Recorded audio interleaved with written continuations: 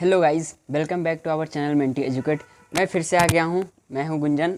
आपने अगर हमारा 30 डेज स्ट्रेटेजी प्लान नहीं देखा है तो जाके उसको पहले देखिए, क्योंकि वो बहुत ही ज़्यादा इंपॉर्टेंट है। तो देखिए, आज मैं शुरू करने वाला हूँ अपना हिस्ट्री का फर्स्ट बुक जो है, उसका फर्स्ट चैप्टर, वो है हड़प्पा सभ्यता।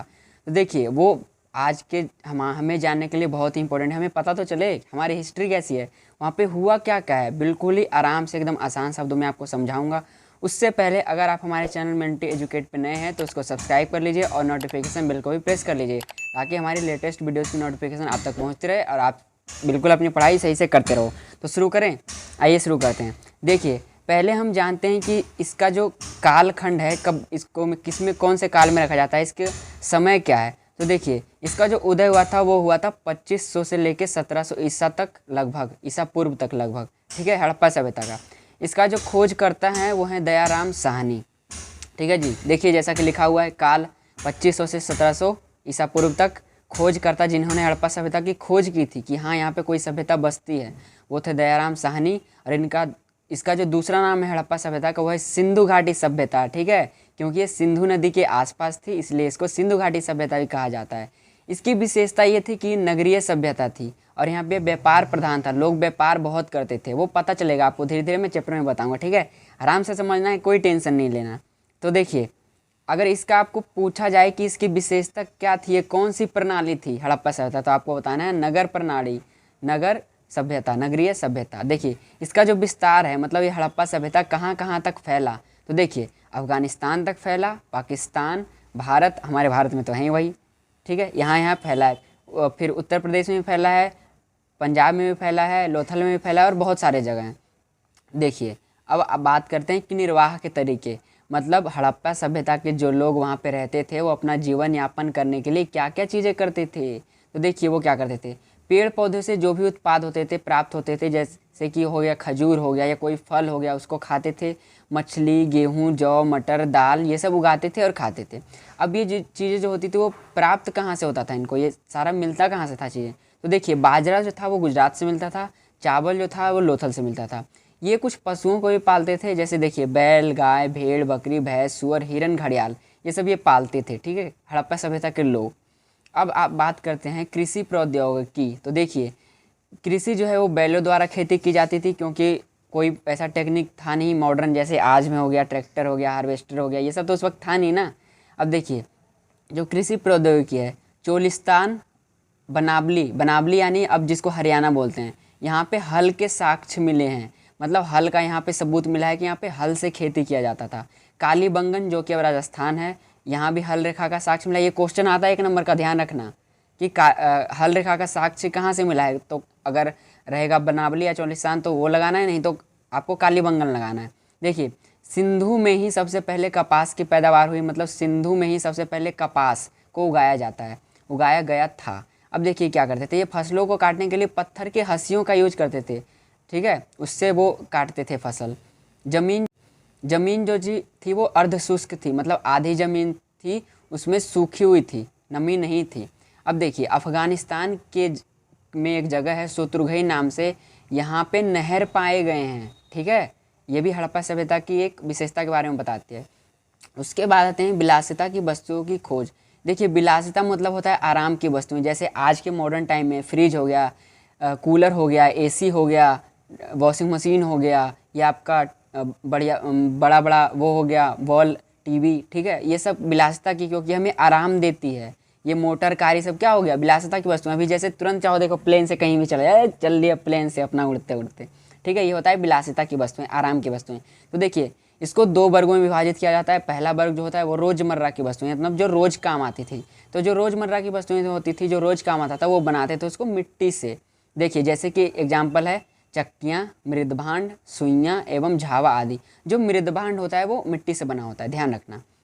अब देखिए, सोर्स, मतलब ये सारी चीज़ें उनको मिलता कहाँ से था, जो मिट्टी से बने थे रोजमर्रा की वस्तुएं, मिलता कहाँ से था उनको, तो ये बस्तियों से प्राप्त होता था। और ये मोहनजोदड़ो और हड़प्पा से भी प्राप्त होता था, वहाँ के बस्तियों से भी प्राप्त होता था।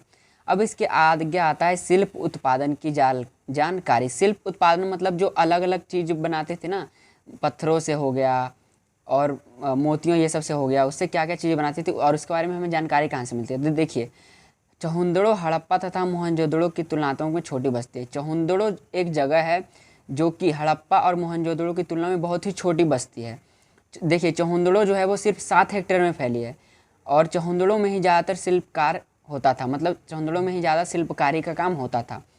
जैसे उदाहरण क्या क्या होता था, मनके बनाते थे, शंख की कटाई होती थी, धातु कर्म होते थे, मुहर निर्माण होता था और बाट बनाना होता था। देखिए मनकों के निर्माण में जो था, जो मनके बनाते हैं ना, वो छोटे छोटे छोटे छोटे माला जैसे इसमें छोटे छोटे होते नहीं हैं, उसको कैसे बनाते थे ध्यान रखिएगा। इसमें बहुत सारे पदार्थों का उपयोग होता था, जैसे जैस्पर, स्फटिक, सेलखड़ी, पत्थर, तांबा, कांसा, सोना जैसी धातुएं, फेयोन्स और पक्की मिट्टी का प्रयोग किया जाता था।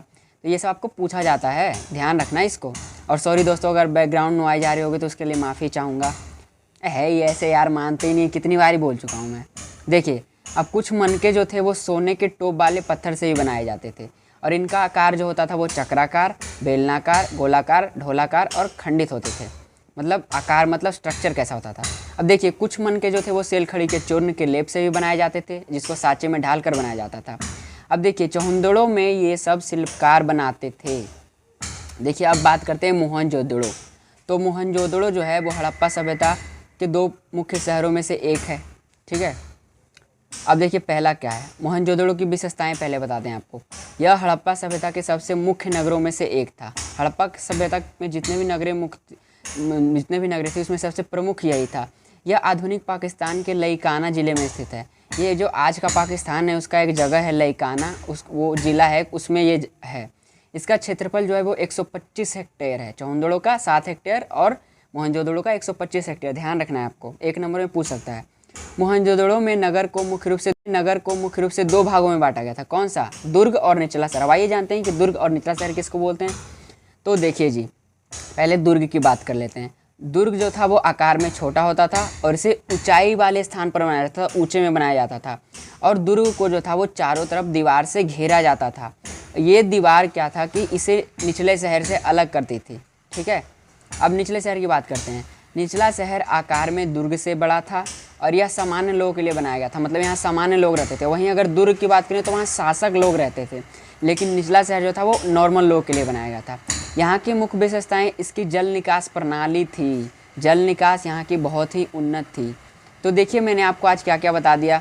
हड़प्पा सभ्यता की मैंने आपको थोड़ी सी इन्फॉर्मेशन दे दी कि क्या होता है, क्या है, इसका उदय कब हुआ था, ठीक है। कालखंड बता दिया, विस्तार बता दिया। फिर उसके बाद मैंने आपको बताया कि यहाँ पे लोग कैसे रहते हैं, कृषि कैसे करते हैं, खाना पीना अपना कहाँ से प्राप्त करते हैं।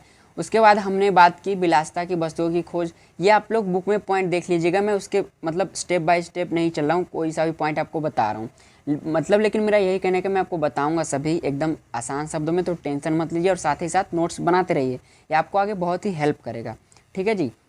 अब देखिए उसके बाद मैंने आपको बताया शिल्प उत्पादन की जानकारी, शिल्प कहाँ से उत्पादित किया जाता था और क्या क्या लगता था इसमें। उसके बाद हमने बात की मोहनजोदड़ो के बारे में, इसकी विशेषताएं पढ़ी और इसमें जो 2 प्रमुख नगर थे दुर्ग और निचला शहर, उनके बारे में बात की, उनमें डिफरेंस भी किया हमने।